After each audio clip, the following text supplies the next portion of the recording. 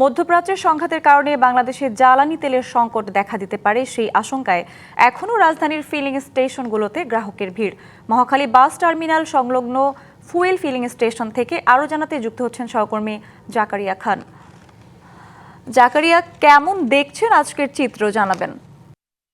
সঞ্চিতা, আমরা এই মুহূর্তে মহাখালী বাস টার্মিনালের ঠিক বিপরীত পাশে যে ফিলিং স্টেশনটি, সেই ফিলিং স্টেশনে রয়েছি। ক্লিন ফুয়েল ফিলিং স্টেশন বলে এটাকে। এবং আমরা এখানে এসে দেখেছি যে এই মহাখালী এরিয়ার ভিতরে শুধুমাত্র এই একটি ফিলিং স্টেশনেই কিন্তু অকটেন দেওয়া হচ্ছে এবং ডিজেল দেওয়া হচ্ছে।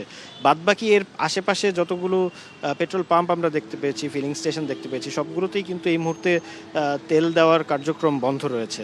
এবং এই যে এই পাম্পটি যে খোলা রয়েছে, এখানেও কিন্তু আমরা দেখেছি যানবাহনের দীর্ঘ সারি, যেটি কিনা মহাখালীর এই রাস্তা ব্যস্ততম এই সড়কটা এতে জ্যাম সৃষ্টি করছেন এবং চালকদের ভোগান্তি সৃষ্টি করছেন। আমি যদি একটু দেখানোর চেষ্টা করি যে প্রধান সড়কে বাইকের একটি দীর্ঘ লাইন রয়েছে, পাশাপাশি কিন্তু বড় প্রাইভেট কার এবং অন্যান্য গাড়ি, তাদেরও একটি দীর্ঘ লাইন রয়েছে, যেটি কিনা যানবাহন চলাচলে ব্যাঘাত সৃষ্টি করছে। আমি একটু জানার চেষ্টা করি যে আপনি যদি একটু বলেন যে কতক্ষণ ধরে দাঁড়িয়ে আছেন? আমি 7:15-তে এসেছি, 1 ঘন্টা ধরে দাঁড়িয়ে রয়েছি, তো তেল পাচ্ছি না। দেখা যাচ্ছে শত শত বাইক, বাট দিচ্ছে একজন, তো রোজার মধ্যে ভোগান্তি। তো দেখা যাক, আর 4-5টা আছে, তো ইনশাল্লাহ পাবো। নায়াসিনামাইড ও স্যালিসাইলিক সমৃদ্ধ লিলি ফেস ওয়াশ, যা ফেসের ডেড স্কিন সেল দূর করে দেয় দ্বিগুণ ফাস্টার ব্রাইটেনিং।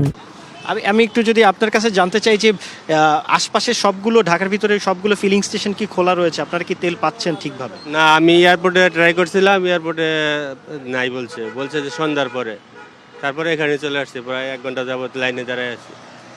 যেমনটি আপনি শুনছিলেন সঞ্চিদা, আসলে এই 2-1টি ফিলিং স্টেশন ছাড়া কিন্তু অধিকাংশ পেট্রোল পাম্পগুলোতেই কিন্তু তেলের যেই সংকট, সেই সংকটটি রয়ে গিয়েছে এবং তার জন্য বাইক চালক বা গাড়ি চালকরা আসলে বলছিলেন তাদের যে ভোগান্তির কথা। তো সঞ্চিদা, তেল নিয়ে এখন পর্যন্ত আমার কাছে এতটুকুই ছিল। সঞ্চিদা।